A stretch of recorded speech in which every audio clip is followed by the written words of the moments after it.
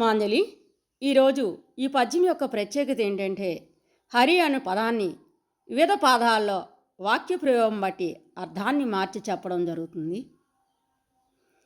Hari కుమారుడై యొప్పునాతడు Hari. First Hari అంటే సూర్య భగవానుడు అని అర్థం. కుమారుడు అంటే కొడుకై, సూర్యుని కొడుకై, ఒప్పువాడంటే భావింపబడేవాడు, వామనరాజు అయినటువంటి సుగ్రీవుడు అని అర్థం అనమాట. అంటే సూర్యుని కుమారుడు సుగ్రీవుడు అని అర్థం అనమాట. హరి అంటే కోతుల్ని కూడా హరి అంటారు. మరి వామనుల రాజు కాబట్టి సుగ్రీవుడు హరి అని ప్రయోగం జరిగింది. హరికి దక్షిణ నేత్రమౌనాతడు హరి. ఇక్కడ రెండవ పాదంలో మొదటి హరికి శ్రీహరి అని అర్థం. దక్షిణ నేత్రం అంటే కుడికొన్ని వంటి వాడు హరి. ఈ రెండవ హరికి అర్థం సూర్యుడు అని అర్థం. అంటే శ్రీహరికి కుడికన్ను సూర్యుడు అని అర్థం అనమాట.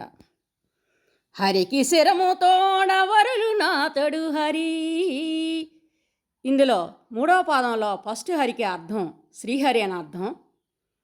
రెండో పదానికి అర్థం సింహము అని అర్థం. అంటే శ్రీహరి దశావతారాల్లో నరసింహావతారంలో సింహపు తలను కలిగి ఉంటాడు కాబట్టి ఆ విధంగా ప్రయోగించడం జరిగింది. హరికి వామాక్షమౌ యొప్పునాతడు హరి. ఇక్కడ నాలుగవ పాదంలో మాటి హరికి అర్థం శ్రీహరి అని అర్థం. శ్రీహరికి వామాక్షము అంటే ఎడమ కన్ను వంటి వాడు, హరి అంటే ఇక్కడ చంద్రుడు అని అర్థం అన్నమాట. ధన్యవాదములు.